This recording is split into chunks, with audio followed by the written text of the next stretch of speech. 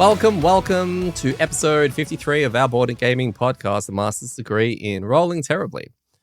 I'm your host, Eddie, and joining me as always, a man who I'm genuinely getting worried about, as I've never seen a PQ cause as much grief as his PQ, even more so than my Snowflake's PQ, which feels like a long distance memory. And his name is Gaz. Say hi, Gaz. Hi, guys. I forgot to edit that. I would take. I don't know if I'm at the point where I'd take the never-ending story. At least that changed. Nothing changed. Do you mean the movie or my PQ? Oh, I love the movie, but I mean your PQ. Yeah, but there was a period of time where it felt like, oh God, I don't know if I can keep doing this. But you could at least stop. You stopped. You were like, I can't. Like, I literally have to keep rocking up to work every single day. The days just don't progress if I'm not there. It's weird. No. And we're not going to bang on about it, but you were $1 off donating to the church this week, which is really unfortunate. But we'll move on to our planning thing. I don't want to start off on a bad note, but it was just funny in my head, which is part of my intro this week, and I didn't. Yeah, anyway. So I'm glad. No, it's not. It's different to throwing shade at me because it's like I guess celebrating my misery is where it is. No, here at amDirt we don't celebrate misery. We do. That's literally what we do. We're like, hey, embrace terrible rolling. Don't worry, you rolled terribly. You've had the worst luck. Don't worry, it's fine. Like, you've got to laugh and make it great. Be positive. It's 2024. Positive, dirty, that's right. That's it. So thank you. Appreciate you bringing positivity sticking to the name to my misery. Thanks. You're welcome. So we've got lots of planning in the pipelines for anyone who, I don't know, enjoys a bit of amDirt here and there. Gaz and I will be recording our year 2 monster tier list, which will be coming out when we record it. Which we haven't done yet. Don't date this episode, okay? No. Don't, because if you say something, then we're going to get held to it. Yeah. So at some stage, we will be recording that. Yes, we'll be recording that. And I think, I'm trying to remember if there's anything new that may have added to the list. I know Verling's just missed out. No, Yeah. Look, they're year 3, mate. They're year 3. And there will be a bit of an overhaul because definitely there will be movement around as some of the things we have very unfairly judged are moving up, and there are some bin tier monsters that will be remaining in the bin. What was even in the bin? I'm pretty sure we had still automaton. Maybe they were there. I didn't even know if we'd fought one of them at that stage. I'm pretty sure we had those shooter things in the bin. Probably Living Doom. Maybe I think they were in the bin. No, he can stay in the bin. Okay. We had Chaos Demons in the bin, didn't we? They were pretty close. They might not have been in the bin, but they were definitely in the truck. They were hovering around the rim of the bin. Yeah, we'd put them out for rubbish collection. They may not have been picked up yet, but yeah, it's actually been a while. I'll have to go back and check that list. Actually, I have to have the list ready when we record it, so that'll be fun. Yeah. And I also am in the process of writing my Shackles review, and I think Gaz is doing the same thing for a Coral. So we will be having those up again with no date, just in the near future. In the future. That's right. We're not recording that on Sunday, are we? Absolutely not. Okay. On today's episode, we're going to be covering scenario 34, Top of the Spire, which I think... Did we do the Spire last week, or was it something else? No, it was something else last week. It was Phil's PQ. That's right. So we had one in between. We had Phil's PQ in between. So now we're doing Top of the Spire. Straight after that, we went into scenario 120, which is something that we've had for a really long time and have been very excited to. This is kind of like My Private Empire 107, where we've known it's been sitting there, and we were like, that's right, we've got that side scenario to do. Really exciting. I can't wait to see what that's all about. So we finally actually did that under the influence. Because that was a juicy unlock. The way we got that was through a outpost event, and it was so, I don't know, memorable around how it happened that we unlocked it and we're like, oh, let's go there. And I think someone was like, why don't we wait 3 months? I was like, yeah, okay, we'll wait 3 months and then we'll go. Even though it was right outside Frosthaven. Correct. Right it was there. Literally there. We're like, we can go there. It's right there. Like, we're here already. We want to just go in. It's like, oh, There's this story that we've got to finish. It seems to be going for a while. We should probably go do that. That's right. And the story was Snowflake PQ. Mm-hmm. We're going to have also a little chat about year 2 wrap up. We've finished up year 2. We're now in summer, year 3. So we may have a little chat about that. So on our way to scenario 34, guys, we had a road event. No, we didn't. Oh, yes, we did. Yeah, we did. We had winter road event. It was the last winter one. We had event 52. Do you remember any of this? Yeah, 100%. I remember everything about this road event. So you remember the amulet that was calling to us? We Oh, ran yeah. into... Yeah, that's right. We apparently saw ourselves. Mm. And it was kind of weird. And then I had to ask the question, you see yourself, but do I see Gaz as himself? Or is it just one person? And if it's me, why am I the main character? Are we all seeing a bizarro version of our group? Yeah. How does it work? They didn't clear it up, which I don't like that because then I can't visualize it properly. So I'm going with the fact that we all walked forward and we all had mirror images of ourselves that were handing us all necklaces. So there's 4 amulets. Yes, that's right. Okay. And we had to come up with a decision as to whether or not we wanted to sell the amulet back in Frosthaven because why would we keep it? Or we can follow the pull of the amulet to a distant location. And that's just a no-brainer. I don't understand anyone who... Yeah, so we obviously we sold the amulet. No. We did it. We have a theory, not a theory, a rule, right? Whatever the event is, outpost, road, we do whatever seems to be the most ludicrous or the dumbest, or the one that will result in, because we have a theory that that's usually the right way. But that would have been selling it, right? That's a stupid thing to do when someone gives you a time machine. Hey, this amulet has magical time traveling powers. And you'd be like, oh, is it worth heaps? Can I vendor it? Like, that's not... Now you're blowing my mind because I don't know what the stupid thing is. I thought it would have been whatever's the more crazy thing, which obviously would be going to it because that would be danger. Oh, well, I mean, that's the... Yeah, but I guess from an adventure perspective, it's not the dumb thing. No. Well, we did do that, and it resulted in an unlocked scenario, which is very cool. Scenario 124 is unlocked. Which, did it have a weird thing where it's like, you may do this now? Yeah. Yeah, so it's like, oh, you've decided which, like, which scenario you want to do, and then you're going there, and then it was like, no, you can go to this one if you'd like. I kind of feel like... I didn't look into it. I feel like it should have been like the ship, or it's like, no, you got to go there now. That would have been cool. Yeah, I do like that. I think they need more of that.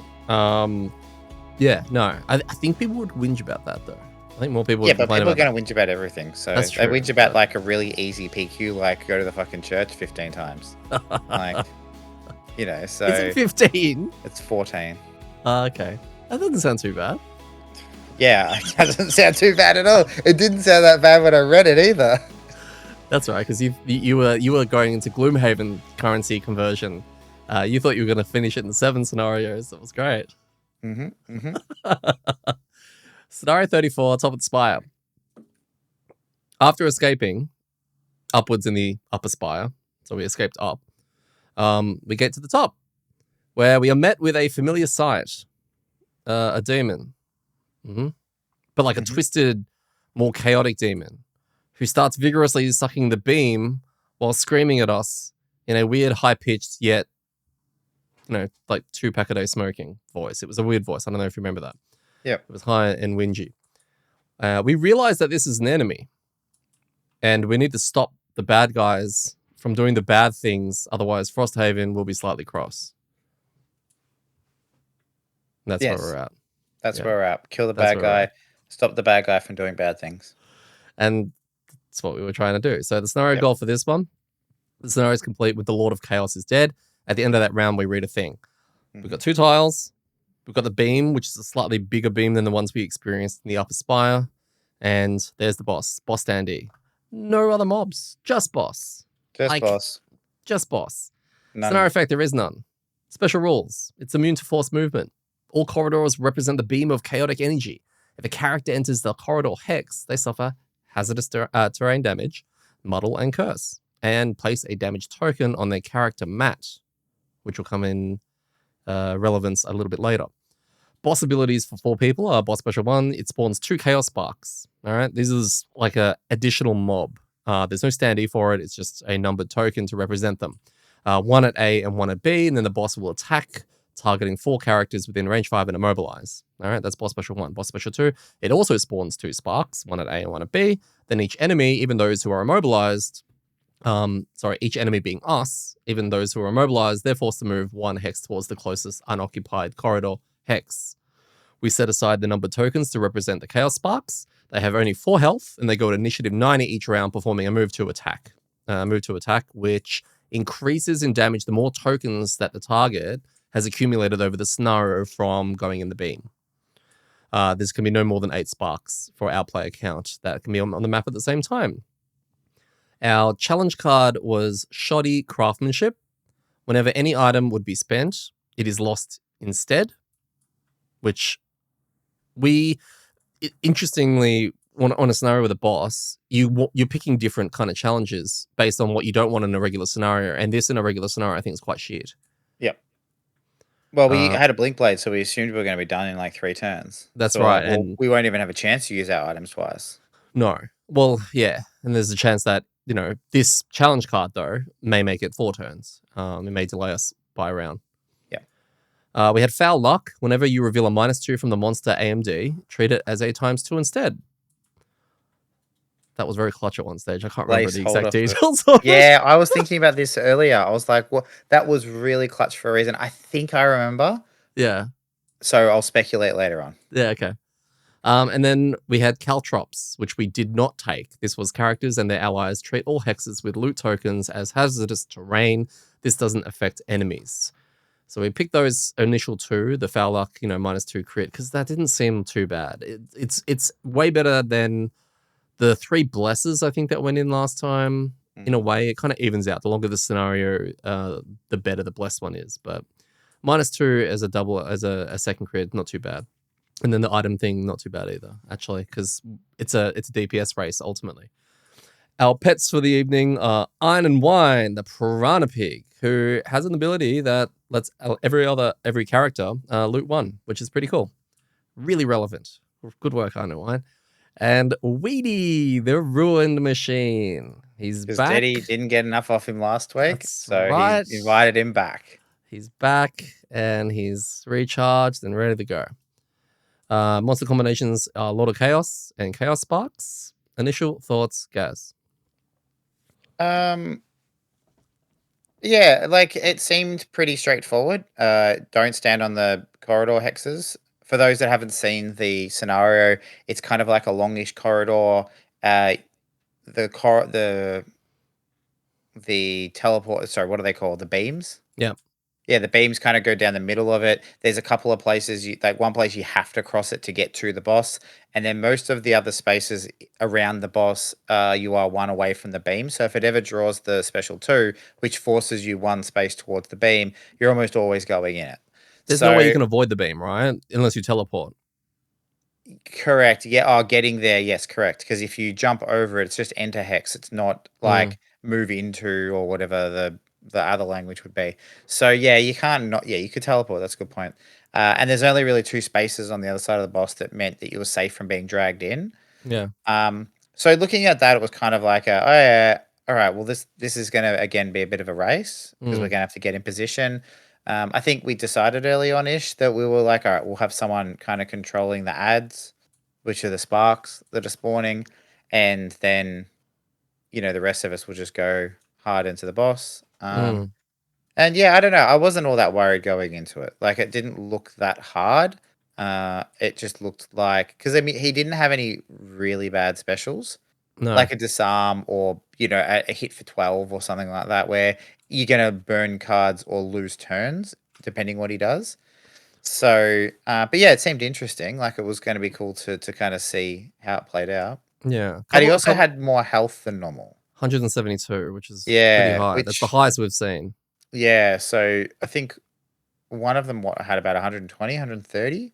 I think like the crab boss, which again, I think Phil burnt through it in like 3 turns, but I don't remember it, but yeah. Yeah, but so 178 seemed it seemed like enough that we were going to have to actually probably play, right? Yeah.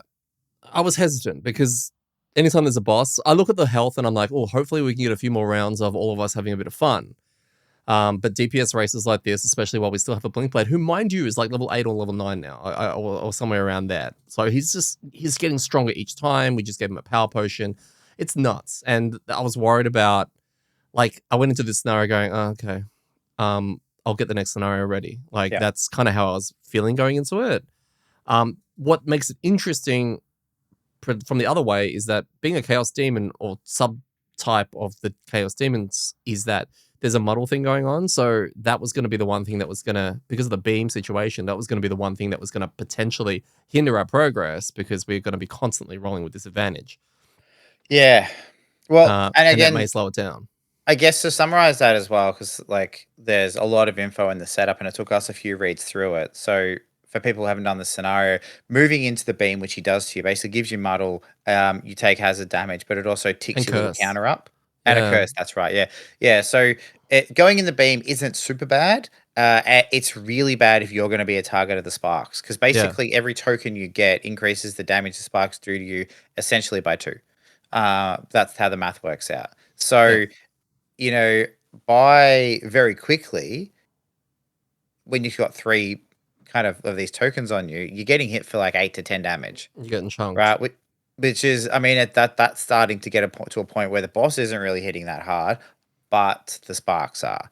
And because they spawn 2 at a time every time he does a special, they add up.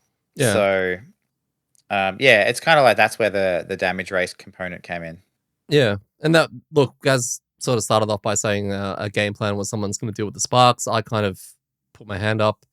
I knew that I had enough burst damage at least once per rest cycle that I could knock out 2 in one go with Infection Purge on the Shackles. And then the others, we had Blink Blade was definitely going to go towards the back and start dealing with the boss. Banner Spear went down there as well. And it was just kind of working our way down there to the back. Now, Gaz playing a Banner Spear, he's very, very kind and offers all of us movement, which is really, really cool. Really helpful, especially if you have a bottom prep or something like Delayed Malady, which, you know, if you're a Shackles, hey, you appreciate that. And it gave me a turn 1 move, Delayed Malady, and get ready to actually start roasting some of these sparks, which was very much appreciated. One of the things that I got out of this that I don't really do, we have one called something Ritual, Dark Ritual. I can't remember the name of the card, but it's a Shackles card where the bottom of it allows you to, when an ally within range 3 takes a condition, you can take it instead. And I brought that along. Gaz made a comment and was like, hey, you've got that thing that does that. And I've gone, oh my God, yes. And I brought it with me for that reason, because now the beam was no longer an issue for everyone who wasn't me, which was really important because people started going into the beam. They had to get there to get to the boss. It meant that every time Phil was getting on muddle, I could snatch it off him. He was never getting muddled. The guys were never getting that muddled. It just stuck on me, which I didn't care, obviously, until DM fell off. And I was also taking all their curses as well. So it felt good that we had a setup, and I feel like you can do this with any combination of characters. It's how you're going to set up to actually, you know, play the boss scenario. And it felt good to be able to work that out. Blood Ritual, that's the card. I remember the only reason I thought of it was because I remember you did that in like one of your first or second scenarios with the Shackles. I think there was some imps and they were just like tossing out curses left, right, and center, and you were like, I'll take that, I'll take that, I'll take that. And so we kind of got off scot-free. I'm pretty sure I was even still on the crab back then. Yeah. And so I was like, oh wait, heaps of status effects. We don't want those. Have you got a thing? And you're like, I do. And again, because it was a shorter scenario, it probably gave you more opportunity because you ended up playing like 3 persistence, didn't you? Yeah, because it's not an escape. It allowed me to play 3 consistence. Blood Ritual was one of them. Delayed Malady was the other, and there was a third one, which I've forgotten what it was. The Retaliate one, yeah. There's the redirect the damage. Yeah, it's only 3 instances of it, which I did a little bit later, but it was nice that I could do as much Hodor as I could. Yeah. Before you guys start to get overrun. And like spoilers of the scenario, but you did an amazing job at killing and holding back those sparks, because it wasn't until really towards the very end that anyone else got even hit by them. Like you were popping them off, you were like killing them, you were directing damage into them so that they like it just worked really, really well. Because it meant me that chunked though. Yeah, you were getting absolutely hammered. I know, but you did a great job because I mean that was it. Like you were keeping them off us and you were killing them as well. and I was able to move up, drop a banner in the corner where it wasn't going to get pushed into the beams, and basically just keep healing everybody, and do recycle my Mm. formations and stuff like that. So Shackles runs into an issue where they don't get a lot of shield, right? I think there's one of the unscarred, scarred, one of the flesh buff guy, the pet, that guy. I think there's a bottom. I don't know if it's a shield retaliate or a move retaliate. I think it might be a move retaliate. I don't think they have much shield. So in terms of damage mitigation, it's a lot. It's quite rough.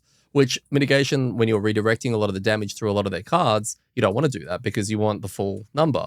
So you live in this weird world where your health is going low and you're like, what do I do about it? Oh, I need to heal up. And they've got some great heals. Mind you, short rests absolutely fuck the shackles.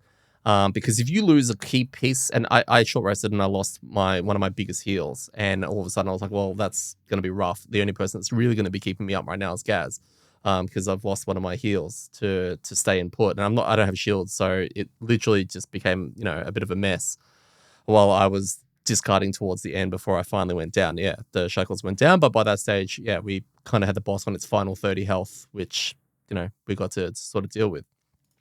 Something I have not seen and now have.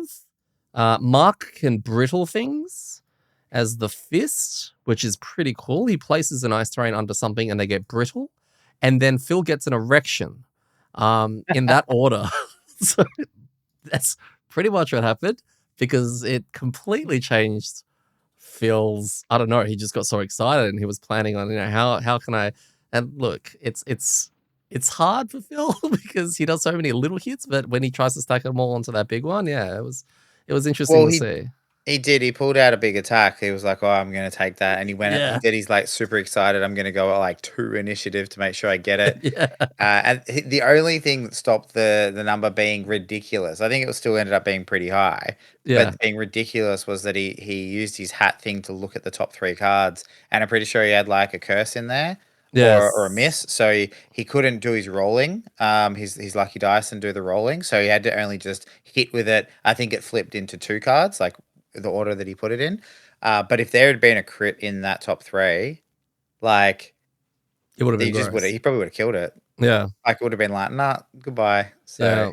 Yeah. so we've So just it's made the exciting. disgusting Blink Blade boss situation Yeah. even worse by introducing something that can just put brittle on stuff. Yeah. That's Cool. right.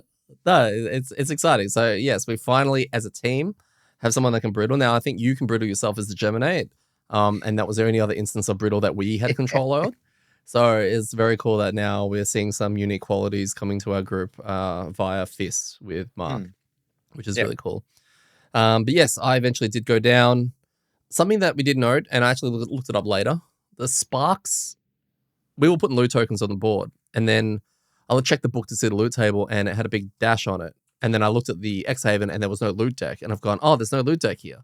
That's awkward. So I removed all the loot tokens, and we didn't loot anything. But it made this possibly the most useless pet scenario ever for a certain piranha pig by the name of Iron and Wine. Yep. I know. And like people are probably like, well, why did you take it then? Right? Well, because we have this rule. We are going to randomize pets, except we will always take the pet on the scenario after we capture it. And we caught it last scenario. So we have to bring it. That's the rules.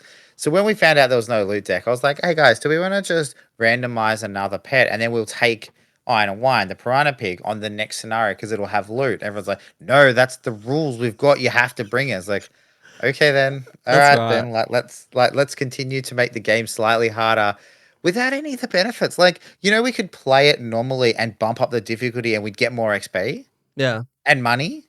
Mm-hmm. Like Well, yeah. all of the things we True. would get, right, would be better. But instead Mate, we're choosing to play on hard mode and not get anything. that rule was your rule. You made it ages And ago. You're like, the new pet has to come on the next scenario. and I stand by it unless it's a scenario that you can't use the pet. Like, We can use the pet. It just doesn't do anything. It's like Magikarp. He just splashed. And so also, yeah. tied So into that was Mark picked a battle goal that was loot centric. yep. Yep, he had the kill monster and then loot the token after it dies. Yep. and did not. Which in saying it, we gave him the option of going back to the other two that he drew and pick one, and he said that they were both impossible. So, like, I think he had like opened a door, which there were no doors, and something else bad. So he was just got a shit draw. Yeah. So yeah, we pretty much I went down and then the sparks came over to the other guys and they were all hiding in the corner and laying into the boss. The boss wasn't causing too much trouble. And yeah, it was kind of a win-or situation. We won and it was nice. Yeah. And it was early, so I knew I was going to set up a second scenario and we started doing that while we started doing everything else. Yep. Our rewards were we got a coral shard sticker. Don't you love it when a boss dies and they drop a sticker? Yeah, that's it. Yeah. So I think Most that's our items always fifth. suck as rewards, right? Yeah. Well, that's our fifth sticker. So How many do we need? 6, yeah? 6. We have no idea where the other one is. But with this one was hiding behind an unfettered, scenario. So Yeah. that's exciting. We'll just have to open more windows. Yep. Guys, what are your thoughts on scenario 34?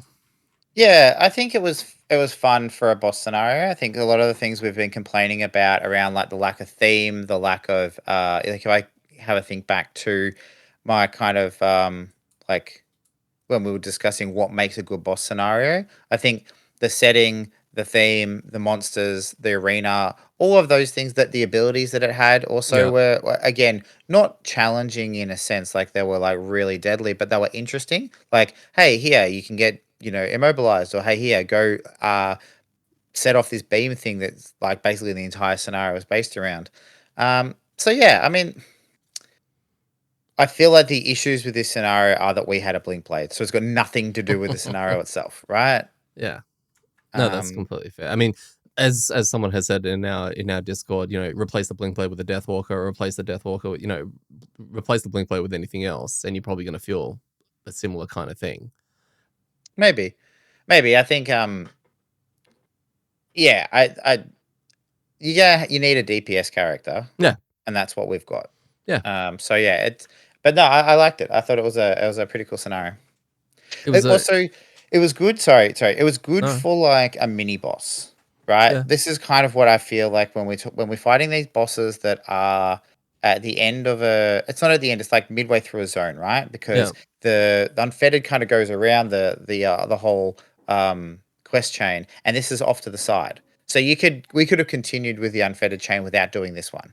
And I think this was a cool way of finishing that piece to it, Mm. that offshoot. Yeah. I didn't expect this one here to be like grand and memorable and all that kind of stuff, which is what you want your big end of chain bosses to be. So it was really, really well done. Kind of like the Fish King in the same sense. Like it was a kind of cool, well placed boss for where it was in the quest chain. Just thinking a boss tier list would be pretty cool, actually. Yeah, actually, it would be. It would be. We Mm. put all the big bosses at the bottom in the bin, and all the mini bosses, which, yeah. So, but that's kind of how I felt like, and for what I was expecting, it worked well. Yeah, it was a bit more of an intense boss fight. I felt like a lot more was happening. It felt like there was more people doing things. So you look at it from the crab one that we did recently, even though technically it could have been a hold the door situation, like I could have gone back with you or something and Phil just killed the boss. It wasn't really needed. Whereas in this one, it felt more needed because those sparks were really messed up Yep. and spawned much closer and definitely were going to overwhelm us. And 172 health on the boss. So it was very cool to have the spark mechanic in there. And because sparks aren't regular monsters, it's not like they're spawning living bones or something else where you know how to deal with them. This is a new mob, so you kind of have to get your head around this. You can't pre-plan it too much. The corridor was really cool, especially that you really couldn't avoid it, and it's tied to a boss special as opposed to anything else. So bringing you in there and slowly ticking up those tokens that are on you, like you said, it does definitely becomes more dangerous. I rate this as a boss fight. I definitely do. I think that there will be groups out there who will struggle with this with their makeup, especially if they encounter it relatively early, because we Imagine could if have encountered this quite early. imagine if you had a bone shaper that wasn't at like single, like there was like a multiple. You couldn't play it, right? A multiple summon. Actually, on that, so the rules around the sparks is that they don't focus on summons. They can't Yeah, focus on summons. yeah. So I was reading in the community, which was after the thoughts on the scenario bit, that someone said, we kind of broke it as a bone shaper because they had their pets in such a way that they blocked the sparks. Yeah. So the sparks never became an issue because they could never reach the players because they couldn't focus Okay. on the things. And it was just funny you mentioned Bone Shaper because of that particular interaction, which I thought was really Wow, that's interesting. interesting. I could have done that with my summons in the banners. Just made like a row of banners and been like, nope, you cannot pass. Yeah, pretty much. So, yeah, that's interesting. Actually, I just thought it would be worse the other way because they get shifted around in the thing. So, Yeah. my only criticism of this one is that they should have put in the game standees for the sparks. Yeah, okay. Using number tokens or coin tokens or whatever the hell we had to use was dumb. I think, yeah. That's it. I think I made a comment about that when we were playing, and I was like, "Yeah, but it's one scenario." And then you pointed to the boss, and we're like, "Well, they made a boss standee," and I was like, Like, "Yeah, that's cheaper." put the That's- boss one on there and just make like 8 spark things. Like, it wouldn't have been hard. But anyway, that's well, I sparks could like be a that. part of terrain, so they could have made it part of the terrain, like the sparkly floor or something, and then use that for this particular encounter, right? Sure, whatever. Just give me a standee. Like, that's it. Like, it's it's not hard. But Mm. anyway, like, again, that's how good I thought the scenario was. That's probably the biggest gripe I had. So Yeah. yeah. No, I rate it. So yes, there's a Bone Shaper exploit. This is community based stuff. There was a lot of stuff out there for this scenario. There was a lot. The majority of it were threads and questions around people having questions about entering the beam, summon actions. One group didn't read the token part of the special rules and figured the sparks didn't attack because the health was missing. I don't know. I wrote this a while back, a few days ago. And the amount was blah blah, but admitted they overlooked the token thing, which made the formula much easier to understand. As in the tokens that you put on your board, they skipped that. So you walk into the beam and they weren't adding a token, like a damage token, because they misread it, which meant the Pretty sparks were important. hitting like fucking noodles. Sorry. Like, yeah, okay, cool. Let's see. Where's my battle goals? I only found 3. It's very hard to get all 4 at the end of a scenario. I don't know why I have 3, so we'll work out which one we didn't. Oh. No, it'd be you wouldn't have marks because I had marks the following scenario and I would have given it to you from that. Yeah, that's fair. That makes sense. Well, was that the loot one? No. Yep. Oh, kill an enemy and then loot it. That's right. And you succeeded on the following one. Is that right? Correct. Yep. Yeah, when we're going around, it's like, did this. Like, oh, I did this one. Mark's like, hate you. So we had Gambler. Kill an enemy with an attack that has disadvantage. I don't remember that. Mate. Was that you? Yeah, it was at the end when the boss was on like 1 HP or 3 HP. I was like, can I kill it, please? Please, please, please. And then I found a way that I was going to be able to attack. So you were dead, right? So I moved onto the beam to give myself muddle, right? So that I had disadvantage. And then I did attacks and I killed a spark that was on 1 HP. So I had 2 kind of cracks at it. I was going to hit the spark and also hit the boss. I wasn't hitting the spark very hard. I was hitting it for 1. So I just needed not a negative card. Yeah. But yeah. Good work. Perfectionist. In the scenario with your hit point value equal to your maximum hit point value. I think that was Phil. Yeah, I think he got that as well. He what? Did he get that? Yeah, he did because he announced it. went invisible at the end. That's right. And he was like, "Hey guys, just so that you know, we're almost finished the scenario, and I'm on full HP. Just letting you know that and I'm also invisible, so I'm on full HP, and the scenario's about to end." Yeah, good work, Phil. Yep. And then specialist, which was mine. Never perform a basic action. That was quite easy on the shackles. Never needed to. Once I got into position, and then I just let special 2 move me around, and then just kept playing a top or a bottom for the abilities, which was great. That was scenario 34. DPS, Mark literally sent them to me about, I think, 2.5 minutes ago. So where are we? Here we are. Boss 34. So we start with damage. We had Mark on his fist, 23. He then said to me, "Oh, I really didn't do anything on that boss fight." And I was like, "No, mate, you did. You brittled the guy. That's worth like 20 damage. And you put slip and slide around." Yep. And I'm sure they've got other cards. Help me out, Gaz. There was other things. The fist? Yeah. Oh, he probably did a bunch of damage to himself in healing. There you go. Well, exactly. We look forward to reading. Oh, no. That doesn't look like it at all. So, yes, we had Gaz on 34 damage. Me on the shackles, Gaz on the banisphere. Me on the shackles, 63, and Phil, 84. on the Blink Blade. Another strong showing. I'm pretty sure he did land a 30 at some stage. Yeah, something like that. Yeah. Damage taken. Phil took 12. Mark took 16. That's where I don't think it's right. Unless he didn't need to. I took 45. Well, it didn't go very long. No, that's a good point. Like 5 or 6 rounds. I took 45 and Gaz took 57. That's a lot. Why did you take so much? Well, you don't have the calculations on there, do you? Yeah, I do. So do you? You got the numbers? Because in the last round, Oh, where 20, I was like, 10, 10. Holy crap. because I got crit. Like, Yeah. I had enough things on me, so the sparks were hitting me for 10. And so I was on full life. I was on 20 HP. I was like, oh, okay, cool. This will be fine. I'll just move here and then I'll do my thing. And the spark was like, okay, whack. I'm like, how much is it? Oh, it's hitting me for 10. Oh, purple card means 20. Okay, I guess I'm discarding on that. And then it was like, you have another 10. And then I think it hit me for another 10. I was like, oh, okay. Yep, sure. Yeah. So, okay. So you padded right at the end. Wasn't my fault. I was just there. So we had healing. Phil healed for 7. I healed for 10 because I burnt my cards. Gaz healed for 16. Mark healed for 18. That is DPS for Scenario 34.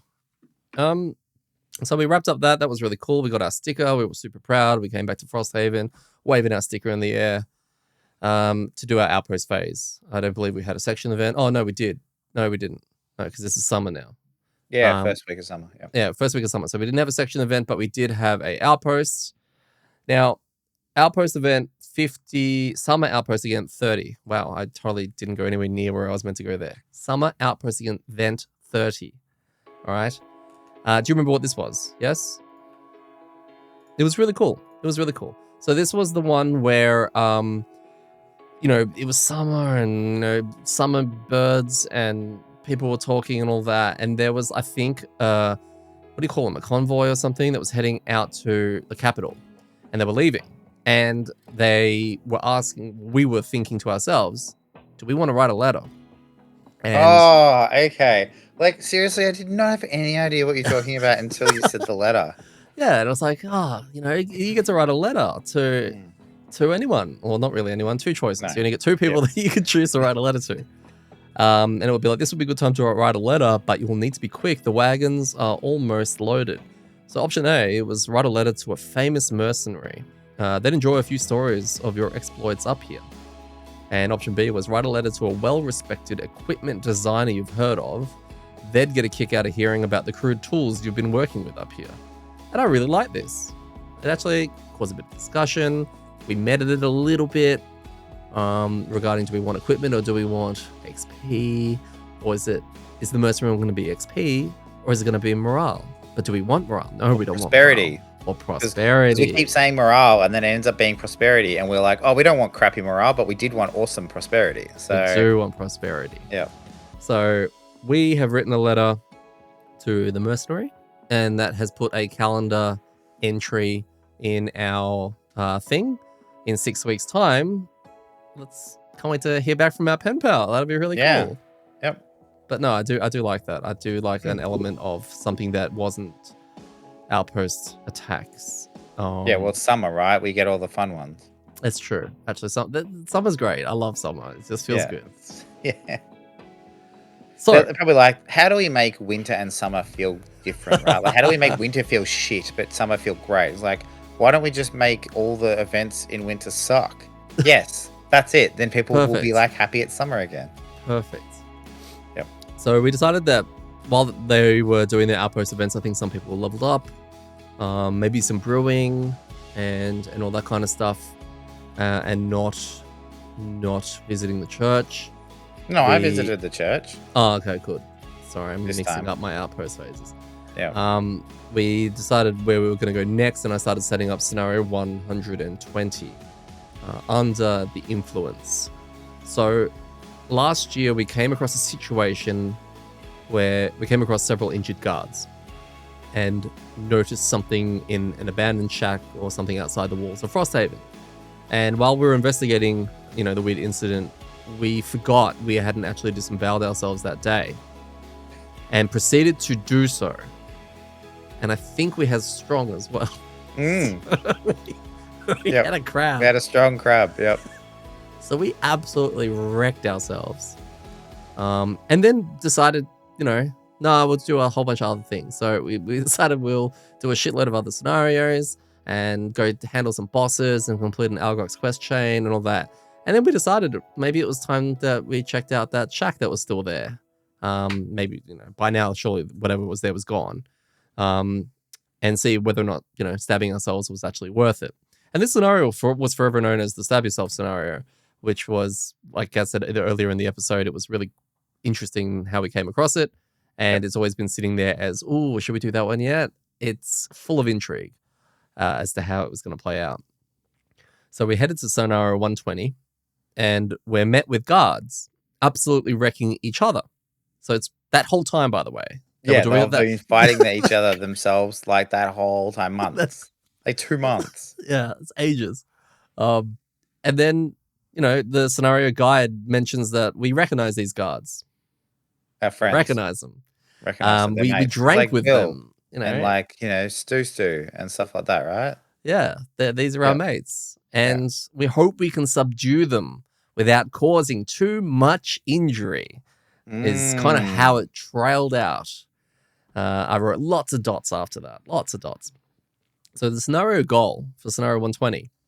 The scenario is complete when the glowing orb has been destroyed. At the end of that round, we read a thing. Now, I might start setting up the next scenario because, whenever you have to start destroying something, we have a blink blade. Yeah. So, scenario effect. Oh, you want to go? Oh, no. Yeah, that's right. I was going to say what our plan was. Oh, I think it's obvious. Scenario effect. All characters gain muddle and curse, which is that really delicious combo we just keep copying all the time, which is cool. I don't mind so much. Special rules. There are none. None yet. We had a challenge card to choose from. We had 3. So we had Hardy Stock. All enemies add your scenario level divided by 2, rounded up to their maximum hit point value. So adding health to all the mobs, which seems a bit weird, right? Don't know if we wanted that one then. That would have been great on the boss. Yep. Healthy Vigor. Each enemy gains shield 1 while it has no negative conditions. Whenever any enemy loses 1 or more negative conditions, at the end of its turn, it suffers 1 damage. And then we had United Advance. Whenever any character ends their turn more than 2 hexes away from any other character, or in our case, 4 hexes, the character ending their turn gains muddle. And this was one of those rare times where we actually had a bit of a chat about it because, we didn't know we knew we had to kill an orb. We don't know where it is. We're going to have to go through corridors. There's a monster list, which was guards, hounds, vermling scouts, vermling priests. It's the first time we've seen either of them in our Frosthaven campaign. Robotic bolt shooters and steel automation. That's a lot of mob types, which means potentially that's a lot of mobs, especially some of those. The bolt shooters, we've seen them in large numbers. Vermlings, we know that they have 10 standees on the scouts. I don't think giving them more health and shield is wise. Yeah. Well, the priests already have like 2 shield or 3 shield innate, right? So they were going to have 4. And yeah, the shield one sounded real bad. The health one sounded like, I guess we could probably do that depending on how bad it is. But yeah, you're right. In the end, we decided just to go with 1. Yeah. And we picked the muddle one, yeah? Yeah, the United Advance one. Our pets for scenario 120 were Stew, the Forest Imp, and Weedy, the Ruin Machine. We cannot get rid of this guy now. He's just so clingy. Like, you blow him once and he just won't leave. He's like, mate, just one more time. Did we did we blow him in the boss fight? Yeah, you blew him in the boss fight. Oh, okay. Right, okay. That's right, because it's an announcing thing. And I was the one that was copying most of the spark damage, so I made a suggestion to the group. Is the time that I blew Weedy now. Yep. And it was in the turn where the boss special 1 is that he hits everyone for like 3 damage. So you're like, this seems like a really good time to blow Weedy. And we're like, whoa. Like, you do you. But like, yeah, so. Initial thoughts, guys. Scenario 120. Okay. One of my thoughts I won't talk about until the end. Okay. The other one was, okay, Phil, you go kill this orb thing, right? It was interesting because we had hounds in there. We had guards, which we decided not to attack because the flavor text was like, you probably don't want to hurt them. So it's Shades kind of of like, Scenario 1 and Shades of Scenario 55. yeah. Yeah. So we kind of went into, okay, let's just get Phil to the end and he can kill the orb, and let's see what happens. So yeah, I don't know. It seemed fine. It seemed like as a scenario, and I was looking forward to knowing what was in the other doors. Yeah. It was weird because we also didn't have any special rules. So it felt very vanilla at the start. But with the caveat of the rule we place on ourselves of don't kill the guards. Yeah. Yeah. The wording, the flavor of that objective is to destroy something. So we have a blink blade, go blink blade. The mob list is very long. Makes the scenario look very huge and chaotic. Well, And then, it is a really big list of monsters, and different like, as well. Like a real well, we haven't seen mishmash. some of them. Yeah, yeah, that's it. So it's interesting because you don't know whether you're gonna have a the My Private Empire style scenario where it's gonna be, you know, or the Frost Prince one. Is that the same thing? No. No. Yeah. That's one thing. They're different. Where every room is like its own little theme. Mm. Because that's kind of what we had. We had like 3 really distinct groups of monsters. So Yeah. So initial plan was we made a call and we just said, look, Phil, go through the door, go find the orb basically, go find it and just destroy it. And we'll deal with everything that's going on here. That seemed to be the easiest thing. And if for any reason he runs into trouble and can't do it, we can reset and that way we've seen the rooms and we can then go again knowing what we know. That was the plan kind of on paper. We're going to tank and fight the guards and the hounds at the beginning. We're not going to kill the guards and then wolves. And then Phil is going to prep and go and open the door. Yeah. So we open the door. Phil opens the door. And everyone gets muddled and cursed. That was the first thing. So as soon as we opened the door, everyone got muddled and cursed, which is great. We got that again. And this was our first taste of the special rules, right? Shuffle each player's hand into a deck next to them. So you set it aside. Whenever anyone rests, the discard pile is shuffled into this set aside deck whilst still discarding a card. So it's just normal.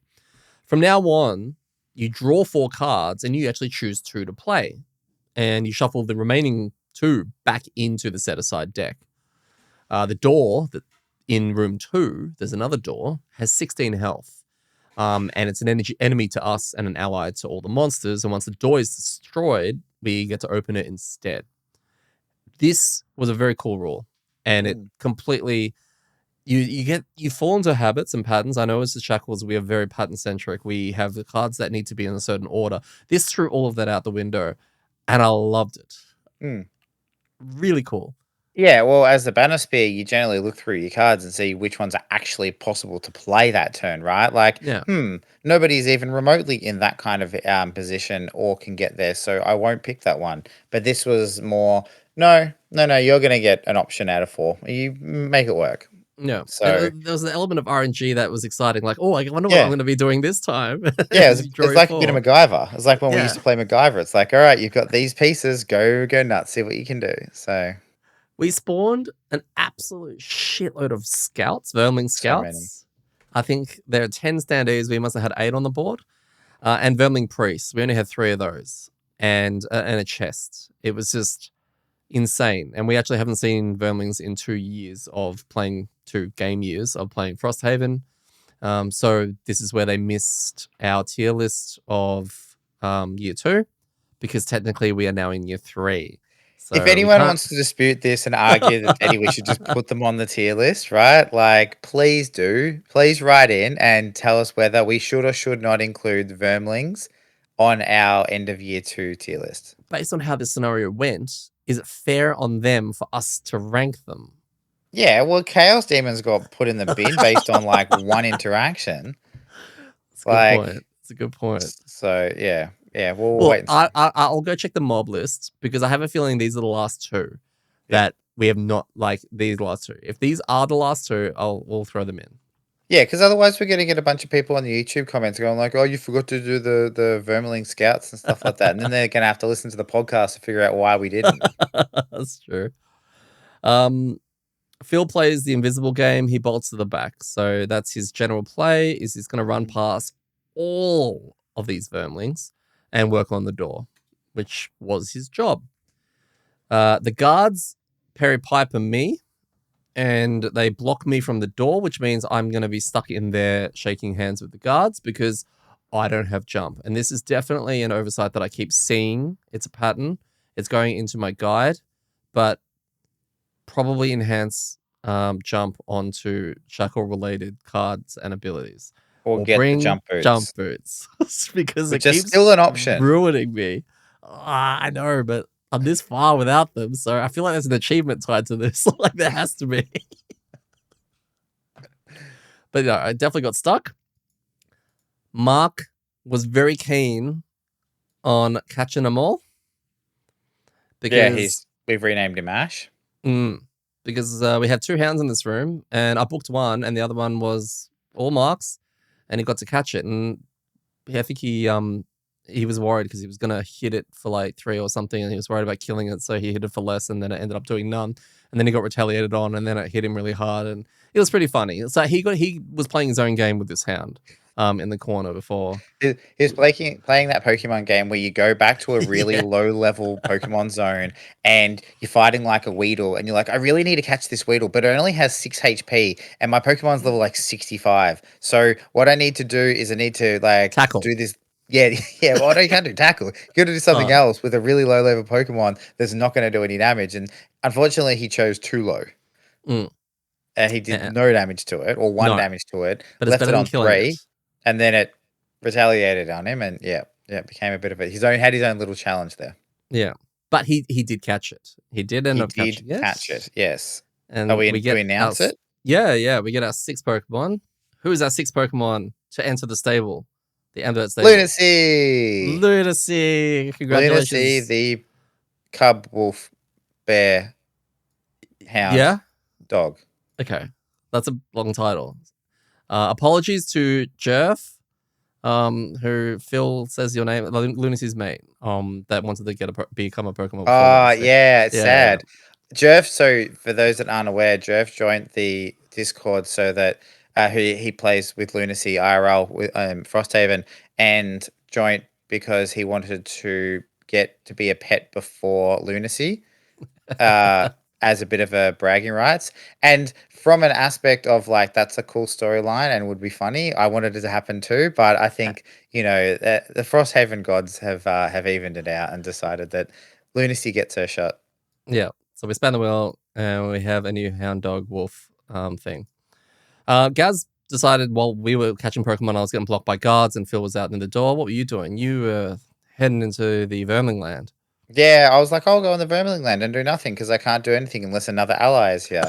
So I decided to try going solo for a bit, and it worked fine. The targeting stuff is still stupid in my opinion with the banners, but What, I what was the plan? The plan was to go assist Phil, right? well, the plan was to slowly make my way through to assist Phil, right? Like, yeah, he was going to get there, but I figured that whatever he came across, it would probably be better if someone else was also there eventually, in case this thing had like 80 health. He just needed a little bit of a top up, a heal, or just even someone to pull aggro, right? So I was like, I'm going to go over that way. So I went in that room, plonked a banner down, did some damage, but unfortunately, the Vermlings all drew a ranged attack. So because they target summons first, they booked my banner, which meant that I didn't have anything to help me do like my Positions. formations. Yeah. So I kind of needed other people in there, which was annoying. You didn't have jump, so I was kind of like, oh, I Well, guess I'll no, just run. Mark eventually did push one out of the way. He says, I'll move one of the guards out of Yeah, your way, Daddy. And then I was like, oh, thank you. And I ran out to join you, but then you left. yeah, But yeah, you got swarmed, right? The scouts are everywhere and they do poison. So they're very similar to the uh, a Bale scouts in a yeah. way.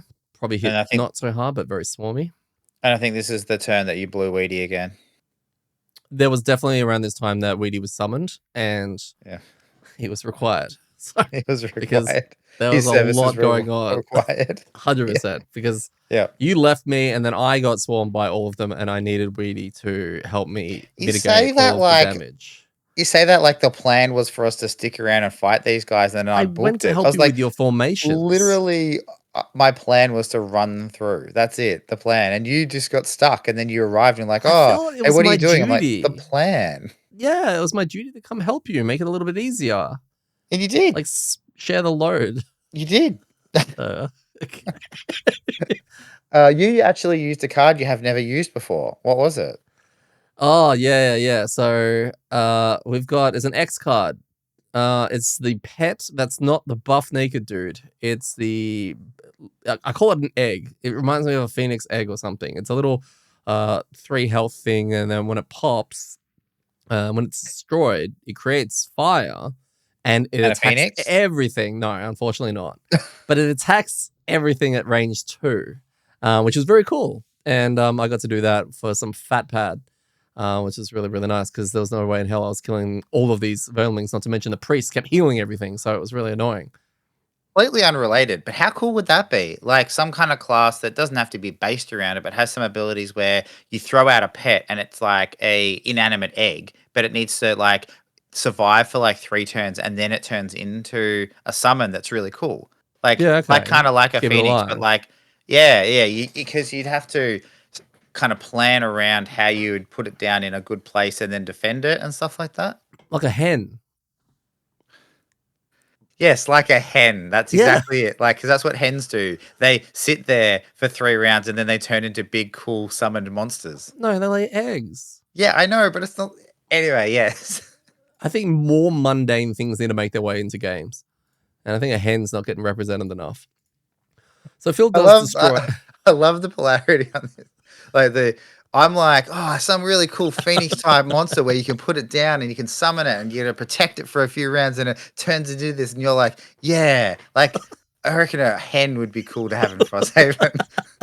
Like, I, not no. I Like, think you're Phoenix is right. overdone. I just think Phoenix is That's done too true. much. So maybe one of the unlock classes should just be a farmhand. And Yeah, it's like, I've got a pig. I ride my horse around. Look, I'm gonna have an egg, a hen lay eggs and then throw the eggs at you. I love it. There you Can you go. That's design okay. it? When we get our next fan based question of like, can you create a class for the other person? Yeah, I'll create you the farmhand. thank you. That's That's amazing. all right. No, I love it. So yes, Phil broke through the door, and we are met with a curse and a muddle because every time we open the door, we get a curse and a muddle to everyone. By this stage, Phil is getting muddled anyway because he's so far away from the rest of us that he just is going to get muddled every time he ends his turn because of our challenge card. And then we see the glowing orb. It's in a very small room, and there are 2 robotic bolt shooters on either side of the orb and a steel automaton. Is that what we're calling it? Yeah, that sounds right. Yeah, okay. I keep thinking it's automation, but no, it's not spelled that way. So the summon is Phil Destroy. Oh, wait, they didn't move out of the way because the steel automaton just stood there and just attacked air or shielded, or one of the two. And the 2 bolt shooters tend to just stand in one spot and pepper everyone with lots of shots. So it's a little bit awkward for Phil as he's going to sort of fluff around and be invisible and all that kind of stuff. Gaz heads to the back to help Phil. And Mark is also heading that way, but like I'm still stuck in Perry Piper land with all the vermlings, and Mark runs past after you've already left me, and I'm like, "Are you staying with me, please?" And he's like, "Oh no, I'm also going that way." As he starts playing ice terrain on the floor and sliding his way, or trying to anyway, he messed something up and he couldn't end up going the way he wanted to, which resulted in him then heading towards the chest. So it was fun. I just felt like I'm permanently the pincushion now of the group, which is fine. It's That's like you've enjoyed. That's what you like, don't you? You like it. yeah, That's too fun. I feel like the Fist and Mark is like how he's been playing it reminds me of Frozone from The Incredibles. How he just like shoots ice and skates himself everywhere. yeah. It's pretty cool. I like it. It looks really majestic, and he's jumping and sliding through all the mobs and the creatures and all that. It's really cool. Yeah. So yes, I have here that I blew up my egg pet, which is really cool. I'm doing nothing other than keeping them there and padding meters right by this stage. It's literally all on Phil. Yeah. To Phil and you to win the objective scenario, because there's Yeah. no point in clearing all the vermling. It's just I can't really get to you guys, so I'm kind of stuck there. And I've got the Yeah. guards in my rear coming from behind. So, and my job generally is to die at some stage. I do good when I die because I curse everything, so it's kind of cool. We had an Um, updated special rule as well. we did. It was draw 3 cards now, so everything was exactly the same. It's just instead of drawing 4 cards, you draw 3. Yep. Which does narrow down your choices even more. And it was getting to the point where, like, I was trying to pad and do my own things, but I still wanted certain card combos to come up, and it was very fortunate that it was lining up. Well, the other thing as well with 3 instead of 4 is Phil on the Blink Blade has a card called Breakneck Speed, which for like 4 rounds, I think it is, he takes damage, but he can play 3 cards. Yeah. So, that's where he just goes out of control, right? That's the kind of the enabler. He now had to play the 3 cards that he drew, right? Like there was no options, which, I mean, luckily all of his cards say just kill everything, do heaps of damage and move really far, right? But, at the same point, he couldn't optimize that. Yeah. Which was interesting. So, yeah. No, it's true. Mark went and looted the chest. Spoilers for chest here, but it was cured hide armor, which we've had in our shop for since the beginning, I think, which was kind of a letdown. So mini rant on items here because this has been the topic of the last week. This is the problem with the with upgrading items, right? So the what's it called? Crude hide armor? Cured. Yeah, so the one before it, right? So from the crafting scale, if you kind of get your tech tree of you have everything laid out and you have an order, you're at the original one costs 2 hide, I think it is, and you make crude hide armor, which is basically for the next 2 attacks you get hit, the attacker gets disadvantage, but it puts like a -1 or 2 -1s or something like that in your deck. The upgraded version of that, right? Which I don't know what it costs to do, but it costs something, is the same, except that it doesn't put the -1s in. Oh, okay.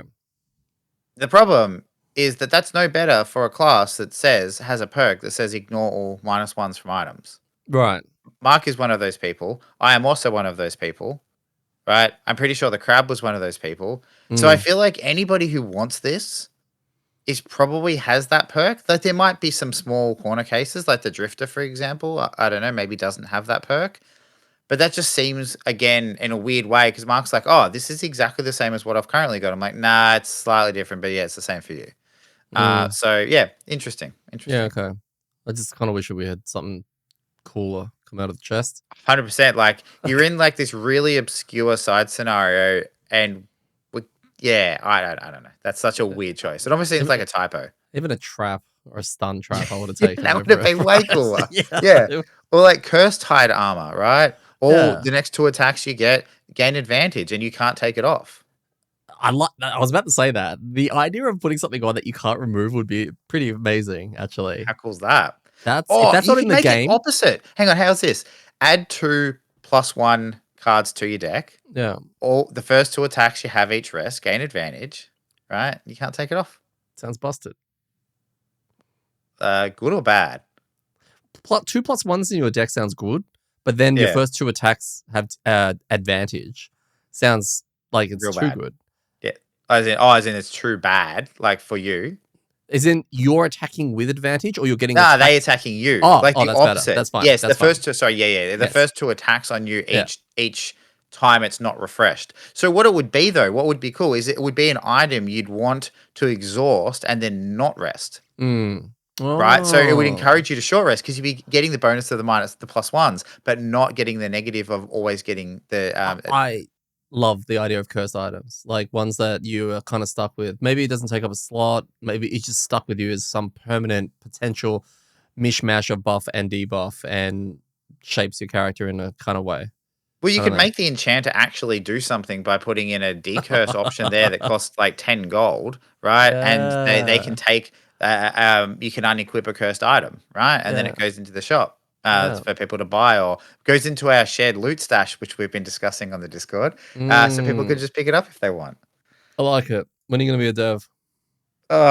Someone needs to contact me and say, hey, I want your ideas, but you don't have to do any work. Oh, yeah. Not even come up with ideas. Finally, after another round or so of everyone doing the same thing, Phil destroys the orb. And we win. Rewards. Gain 1 morale and 2 collective lumber. Add a section event to the calendar in 10 weeks. 10 weeks. Yeah, that's like longer than your snowflake took to come back to us after she was like, laters. Cool. Thoughts on scenario, guys? Okay. You're So working at what order to do this in? yeah. Okay, cool. All right. So in a parallel universe where we make slightly different decisions, life decisions, this scenario seems really cool. Okay. I'm going to talk about all the things that I really like and then talk what I mean about this, like the parallel universe stuff, right? The swarm of vermlings like in the way to get there is just a cool thing. Like that's so it's like a great way of just going like, hey, here's a whole bunch of mobs and they're just gonna get in your way. They don't have a lot of HP, but they can do heaps of damage if they draw their like poison and attack. So you can kind of come through there. And then breaking the door down is again, it's a cool way of just entering a room. Like you can't just walk in there. There's no like kill all mobs it unlocks. That's cool. And then having to kill the orb, that's fine, right? There's kind of custom. So the monster selection was fine, like it seemed cool. But the card, the way that it like, hey, you don't get to pick your cards. Well, you kind of do, but you don't really, right? That was so cool, and I almost I'm kind of upset, and this is where the life choices and parallel universe part comes in. I kind of wish we'd experienced it in a different way, right? Yes. So again, no shade on anybody because this is actually the plan, and Phil executed his plan amazingly. He did exactly what the plan was, which was for him to go kill the orb, and he did a great job at it. It kind of meant though that we were skipping the scenario in a sense. I mean, it ended up me, you, and Mark all actually got bogged down and fought the things we were trying to skip, right? So, but to your point, it was kind of no consequence. Like we could have died in that room, and it really wasn't going to affect the outcome. No. I mean, I did end up getting into that room, and I think I might have moved a couple of things around, but I don't think I did much. I think I might have hit the orb for like 6 damage or something like that. But like overall, it didn't make a difference because Phil was still going to be able to kill it. Yeah, right. So it kind of sucks that we didn't get to kind of play around with that mechanic a bit more. Yeah. Because it did seem really, really fun. Going through and clearing it all step by step. I mean, when you enter that first room, we would end up being in that first room for a while with the 4-card draw mechanic, the shuffling of the offset deck, and dealing with a whole bunch of annoying vermlings at the same time. Yep. Would it have, would it have suited a kill all scenario maybe, or something like that maybe? Oh, maybe. I mean, it probably suits this scenario if you don't just have someone that teleports to the end and kills the last thing, right? Like, so, and that... Before I talk about this next thing, do you want to talk about your thoughts on the scenario outside of that? Yeah. Well, I wrote down, like, I fucking love this scenario, despite not doing it the way it was potentially intended, which is pretty much the same thing you said. I think that I'd like to play it again, not that I will, but with a different lineup or, going in there, because it is a random side scenario. I don't remember if we got this in winter. So we probably would have had it towards the later end of our first party, or maybe slightly after. So we had the crab then, so it would have been second. We had the crab. We would have had the snowflake. Yeah, but still would have been interesting. I mean, birds probably would have also not helped because it would have sent us all the way through. But you know what I mean. It's wanting to see it the way it was probably. I guess intended is probably the wrong word, but yeah, you know what I mean. It felt very thematic. Everything going crazy. Do we protect the guards? The flavor, it's very thematic. I like the special rules, the chaos of it. Shackles has combos that it wants to use. I found that it really messed up the Shackles combos, and I love that. I really genuinely love that. Yep. All right. Can I ask you a favor? Have you got the scenario book in front of you? No. Okay. Well, do you want me to bring up the scenario text? Yeah. So I just want you to read. Don't read all of it, but just read the part that we're going to make a comment on. All right? Yeah. So at the start, you get the flavor. You want to take instructions from. Do you want the last 2 paragraphs of the setup? Nah, just the part that talks about the guards. Yeah. So upon your arrival, however, the remaining guards forget their quarrel with each other and turn on you, shouting incoherent accusations. They advance towards you in that stilted, shuffling walk you've come to associate with beings whose mind is not entirely under their command. You recognize these guards, having shared drinks with them. You hope you can subdue them without causing too much injury. Okay, cool. So getting into the flavor of playing this game and trying to make the the flavor text, the fluff, whatever you want to call it, mean something, right? As in, you very much could start this scenario of like, hey, you're in a room and there's monsters.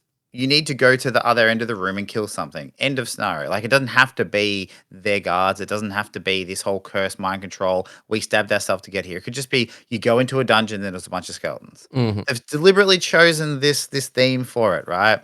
Uh huh. Now, this might be all on us, but we read that as we probably don't want to kill the guards, right? Because it specifically said subdue. We know them, and we hope that we can subdue them without dealing too much damage, Uh right? huh. Now, again, this is all external, our thoughts. It didn't say don't kill the guards, and maybe it should, but we were kind of like, oh, okay, well, maybe that's the thing, right? Because we don't want to kill them, and maybe there's more rewards at the end if we don't. Maybe we Mm. might have a negative if we do, like losing morale. Not that anyone cares about morale, but maybe it's a lose morale for every guard you kill, whatever. So we push through and they cause a problem. Not so much they're doing heaps of damage, but they got in your way, they got in my way. Like, they were just a pain in the ass. Luckily, the last couple of turns they chose to stand there and retaliate shield or move one and not hit anything. So it didn't really. They kind of got bottlenecked at the front door. But for the first few turns, they were a pain in the ass, and they were there. Anyway, so we got to the end. It didn't say anything about the guards. They didn't even thank us for not killing them, right? Like, that would have been nice. And I just felt, again, it was a really big missed opportunity. And now it's created a situation, for me at least, and I won't talk about what it means for other people, but Change of Heart, Yep. end of the Algox quest line, Yep. has very, very similar like flavor text. And I know a few people, because we discussed this when we did, I know a few people also felt the same thing. And some people actually avoided making the mistake we made of just going blitzing past everything because it's basically, oh, don't kill anything here. They're all our friends. It's like, okay, Mm. we won't do that. And I know some people actually said that they avoided making that mistake of skipping the monsters because they heard us talk about it and like, oh, okay, well, that's not a thing. So let's not do that. Right. Hmm. I feel like this is the second time and it can come up whenever, but it's signposting and they're just a missed opportunity. Like, I don't get why you wouldn't put in a little bit of a bonus, right? Or a mention of it for doing that like harder mode. It's almost seems like it's a alternate kind of objective. You know how you have those games that have like, here's your main objective, get to the end and kill the orb. Sub objective, kill fewer than X guards, right? Now you'd have I to agree. say it at the start. I agree with that part. I think that is in that's a cool thing. Yeah. To have the sub objectives, which sometimes it does label them in a scenario, very rarely, but I think there's been situations where that has like the what do you call it? The ship one with getting the barrels. You want to get more, although that was tied More, to I player get, yeah, count. yeah, yeah. And you get more rewards for doing it. But yeah, I don't mind. I really don't mind. I definitely feel we got baited, definitely. But at the end, I'm just like, oh, you sneaky devs, you sneaky. I think Paul Grogan designed this one, who does a lot of gaming rules. He's got a YouTube and he's a legend. He's actually the one that did the main Frosthaven tutorial video. Who designed this? I don't know when they designed it, whether or not they designed the whole aspect of it, including the rewards and how it's written and all of that. But no, I love that it makes us think and it makes us talk about it at the start. And do we kill all these guards? Do we not? What if it's a bait? What if it's like scenario 55? What if it's like scenario 1? Because all the guards we saved gave us morale at the beginning, And at the end of this, when I got to the rewards, and all I could think about was we didn't attack them all. I feel like somehow this is on me. And I'm reading the rewards and it's like, gain 2 collective lumber, gain 1 morale. That's it. It's like, oh, now who knows? There could be something tied to this. We may have to remember this, right? Because we do have an event in the calendar in 10 weeks. Now, I'm clutching, all right? But I just like what it does to our group because it messes with our head. In the future, if this comes up, are we just going to ignore it because we've been baited? But then if the Yes, reward comes back as, if did you do this? You're going to get pissed. I will actually, and I agree with you. Like, I like the idea of them throwing up baits in a sense. the problem is, so I'm not going to get too annoyed at this now, right? But if in the future, right, there is sub objectives based on the information in the flavor text, then it's like they stuffed up, because you can't signpost and direct people to this is how something is going to be, and then later go, haha, we tricked you, like, because it's actually opposite to that. You kind of have to be consistent in that. Like, the flavor text either means something or it doesn't, and if it doesn't, it's fine, but you can all they had to do was slightly change the language on that. Right? It could have just been, I think we talked about this afterwards. It could have been like, some of these guards, so you're going to feel bad about killing them on your way to stopping this. That's it. I wouldn't have voted for not killing them. I would have been like, nah, it knows we have to kill them. We're just going to feel bad about it. That's fine. Mm. Right? Now, at the end of that, if you gave a bonus for not killing them, then that would be cool, because you'd be like, oh, I didn't even hint at it. It was like, we didn't think of that. That's cool. We could have done that, etc., etc. But I don't know. I just think that it's a missed opportunity. That's probably more than anything. Both with the Change of Heart and this one, I think that there is a opportunity to have these little sub bonus objectives that are hidden that you don't know about, because I think that's a cool thing, right? Imagine if you were going into scenarios thinking, what other little bonuses can we get if we do something in here, right? And they can hint at it, right? It might not be a kill all. It could be a get to the end and kill the orb. But in the scenario fluff, they talk about, and you probably shouldn't leave any of these vermlings alive. Yeah. Yeah. And then at the end, it goes, if all the vermlings are dead, gain this, get this thing, something. It doesn't matter. But it's cool because it adds this extra layer to, what we're doing is what we're doing. But then there's also these other things that maybe will pay off, maybe won't pay off. So Yeah. far, they never pay off I see unless where they're you're coming clearly from. outlined in the objective. I see where you're coming from. I separate Heart of Ice based on thematics. They go through a lot of effort to lay out, because it's just cardboard and squiggles, right? And hexes and all that kind of stuff. So they're going out of their way to really paint the picture of everything. We've had weeks and weeks and weeks and weeks of the Algox quest line where we've built up almost an emotional attachment to what we're trying to do, end the war, and in our scenario, in our campaign anyway, end the war and bring everything together, which is kind of why that felt a little bit dumb or bad at the time, and we got baited and it meant nothing. This time, it's literally, we disemboweled ourselves to get here. The whole place is insane and going crazy. It's run by, I believe, a vermling at the end who slipped out through the back door, because there's always a back door, and made us destroy the mind controlling, orb kind of thing. The idea, and of course, because of the special rules, because of the card draw and all of that, like, I can give them a pass on this, because who knows what we're thinking. Did we even finish the scenario, right? Is it going to say in 10 weeks time you woke up and it was a dream? And then the scenario comes up. I don't know. So that's why I'm like, I will give it to this one, because we got baited and I liked it. And it kind of fit in with the thematics of this weird brainwashy kind of scenario. Yeah. It's interesting because I'd be really keen to know if, like, this could just be me, right? Like, and maybe I suggested it and I planted that idea in everyone's head and everyone's like, yeah, like, that happens. Yeah. It might have been no one else noticing, or maybe one of the other guys kind of did the same thing and didn't. But I'd be really keen to see if other people interpreted it the same way and what they did, because the Heart of Ice one, people definitely did. But you're They right, there definitely was did. way more build up from that, right? Because we knew these people and they were like, hey, these are our friends. You probably shouldn't kill them. We're like, okay, we won't then. And I was like, oh no, you could kill them. We don't care. They're just bits of cardboard. So yeah, I don't know. Maybe I will. Maybe I'll chuck something up on the Reddit, because I don't know if our community, because it's a side scenario, Yes. it's going to be very random who has or hasn't been able to do it. So I'd be really keen to know and get a bigger pool of people who have had a chance to try this one and see, yeah, like, did you follow the same thing when you read it? Do you not listen or read the fluff? Did you just go, that's just flavor, like, don't worry about it? Because again, it'd be really cool to know if, I guess I can only speak for myself, if I'm looking into it too much and if I'm expecting too much. Yeah, okay. No, Yeah. that's fair. That's very fair. That's very mature of you guys. Two things. One thing I forgot to cover from scenario 1, Ormi in the boss, scenario 34. How would Ormi go in that? I don't think that he'd go very Well, No, oh he's no, wait, dead. he's a summon, right? Is he? He's an ally. Oh. Oh, yeah, I don't know. If the sparks can target him, then there's no chance, Damn. right? I- If not, maybe he could get stuck somewhere. I don't know. I'd say no because I wouldn't want to look up the rules. No.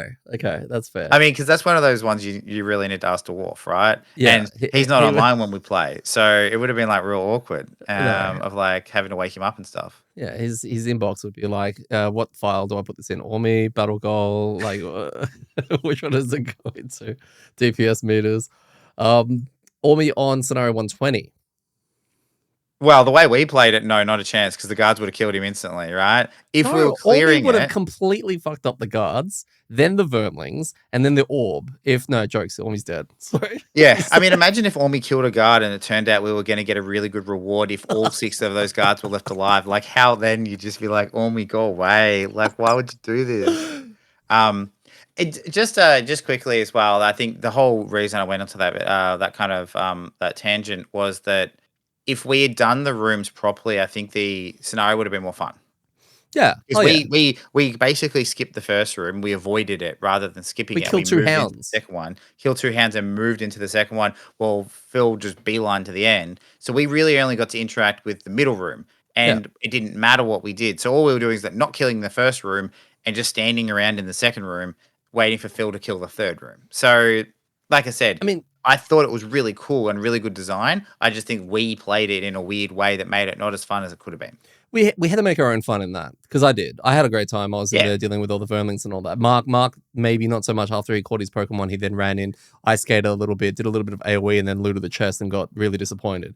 It's so I had a great time. Yeah.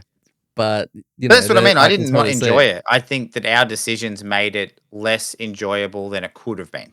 Yeah, Completely on us because I think the scenario is great. yeah. So far, the storyline for that one and the scenario have been really good. So Battle goals, we had Mugger, kill an enemy and loot the token. It drops in the same round. Now that's what Mark's from the boss scenario.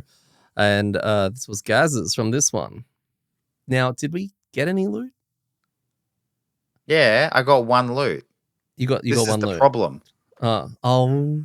Yeah, that's right. Mm-hmm. We had Aesthetic. Collect fewer loot tokens than any other character. That was mine, and I'm pretty sure I failed because no one was looting in that. Yeah. At all. And it's loot token. Mark looted the chest, so it doesn't. I'm sure it doesn't count. Sleeper, have 1 or more cards in your hand each time you rest.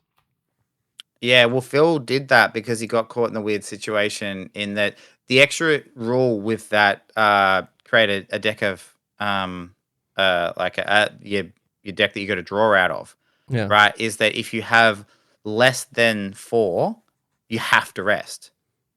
Less than 4. So because you know how you were drawing 4 and picking 2. Oh. If you had less than 4, if you couldn't draw 4, it forced you to rest. Oh, okay. From now on, during each round, each character not long resting must draw up to 4 cards set aside. Any remain. If any character has fewer than 2 cards in their set aside deck, they must rest as normal or become exhausted. So I think you just Okay. He you just draw misread the that and rest. just assumed he had to rest all the time. So I think he was short resting all the time. Gotcha. And he had cards left over in there. So he was like, "Oh, this was easy for me because it was forcing me to rest." So, yeah. And Mark had lose a card to negate suffering 5 or more damage. Did he do that? I don't remember. No. There was something I was gonna say on this. That was but it's gone. It was happening when I was doing the thing. Very Do you want to just quickly. make stuff Not do up it. until you remember? Yeah, no. DPS meters. Mark had 14. And I kept saying to him, no. This remember it was like your trap at the very beginning, and then your trap became big, and it was like, oh, a bit useless and all that kind of stuff. No, every character goes through this. My Shackles had a horrendous time at the start, and then goes into it. And your trap was a bloody god by the end, so it's fine. So you end up with 14 damage. Also, we weren't killing anything. Gaz had 23.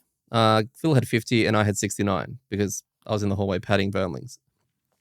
Damage taken, Phil took 19. Jesus, Mark took 38. I took 48, and you took 51. So we took an absolute dicking. Healing, I healed 6. Phil healed 6. Mark healed 14. You healed 16. And while that was happening, I'm still trying to think of that thing I was trying to say. I don't know. We didn't do an outpost phase because we got back. It was late, like actual late IRL time. So we went, no, we'll just do the outpost phase next time when we start off. Yeah. And that was pretty much it. It's actually the next thing. It was communications about what the community thought about that particular There you scenario. go. There was See, I just had one to- thing. Just There was had to one talk a thing. bunch. The special rules of the shuffle your offside deck. How does that work with a Geminate? Because someone got absolutely fucked on it, where they shuffled their decks together, and when they were in ranged form, they drew 4 melee cards, and were like, oh, and then they exhausted. Well, you can always long rest. I think. Oh, yeah, no, you can't. If you've got no cards in your discard, you can't long rest. Yeah, either way, they're exhausted, and they were like, I don't know what to do about this. That seems like an oversight. I mean, in that case, I feel like you'd house rule it and you would just shuffle the cards that are in your current form. Yeah, okay. That's the only way I can think of that you'd do it properly. You'd treat the cards that aren't in your form as not part of it. Yeah. Or you're forced to harm long rest. Yeah, that sucks. Yeah. The only thing you could do would be, oh no, you wouldn't even fix it if you So there's a card you can play that when you short rest, you can change forms. Okay. That's a persistent, but it wouldn't even fix it because if you have no cards in your discard, you can't short rest either. Gotcha. So yeah. Guess it's bugged out. Oh no, hang on. Okay, we won't go into the detail of this, but I think it's fine because you just pass your turn, right? And then at the end of your turn, because you can't.